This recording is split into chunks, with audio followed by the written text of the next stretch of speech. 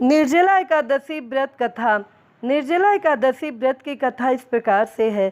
भीमसेन व्यास जी से कहने लगे कि हे पितामह, भ्राता युधिष्ठिर, माता कुंती, द्रौपदी, अर्जुन, नकुल और सहदेव आदि सब एकादशी का व्रत करने को कहते हैं, परंतु महाराज मैं उनसे कहता हूँ कि भाई, मैं भगवान की शक्ति पूजा आदि तो कर सकता हूँ, दान भी दे सकता हूँ, परंतु भोजन के बिना नहीं रह सकता।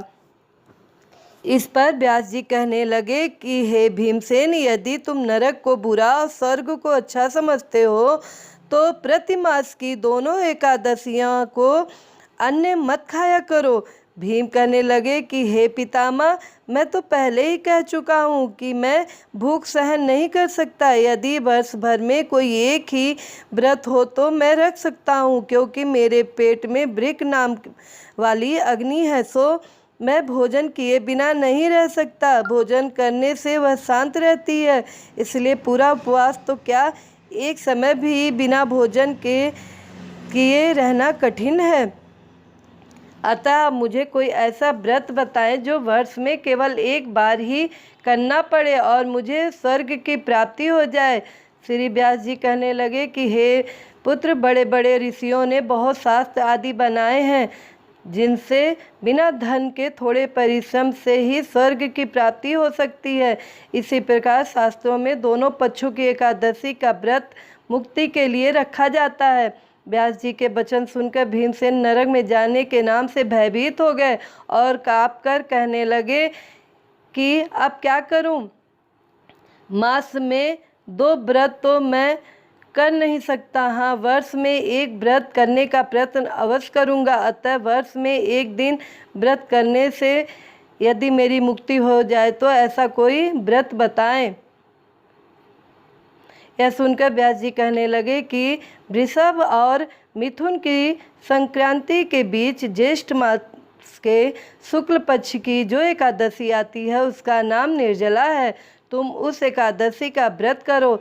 इस एकादशी के व्रत में स्नान और आचमन के सिवा जल वर्जित है। आचमन में 6 मासे से अधिक जल नहीं होना चाहिए, अन्यथा वह मदपान के सदृश हो जाता है।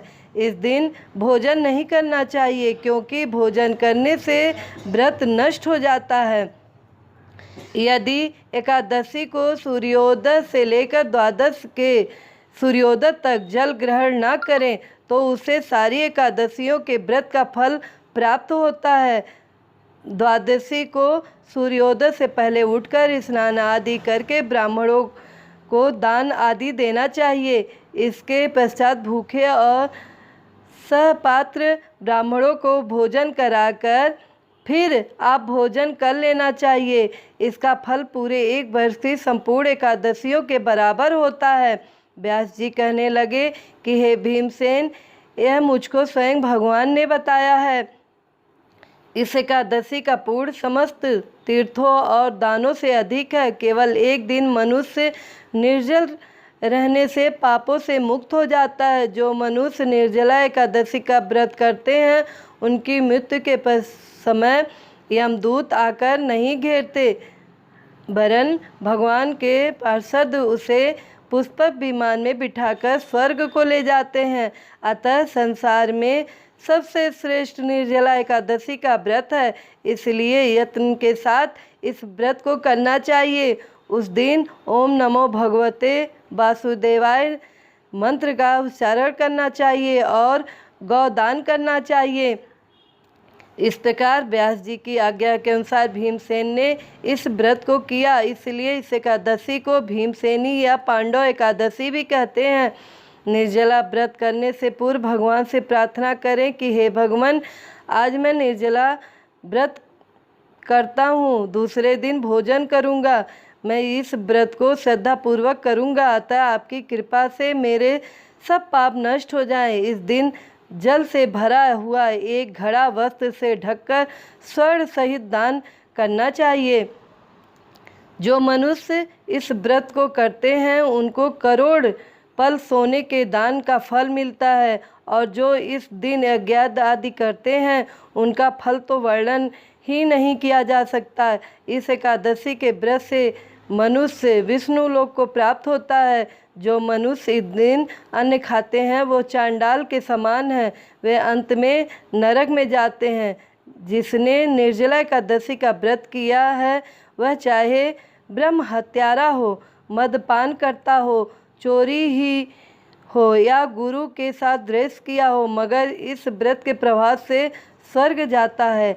हे कुंती पुत्र, जो पुरुष या स्त्री श्रद्धा पूर्वक इस व्रत को करते हैं उन्हें अग्रलिखित कर्म करने चाहिए। प्रथम भगवान का पूजन, फिर गौदान, ब्राह्मणों को मिष्ठान व दक्षिणा देनी चाहिए तथा जल से भरे कलश का दान अवश्य करना चाहिए। निर्जला के दिन अन्य वस्त्र, उपाहन आदि का दान भी करना चाहिए। जो मनुष्य भक्ति पूर्वक इस कथा को पढ़ते या सुनते हैं उन्हें निश्चय ही स्वर्ग की प्राप्ति होती है। जय विष्णु भगवान की जय। ओम नमः भगवते वासुदेवाय। बोलो निर्जला एकादशी की जय।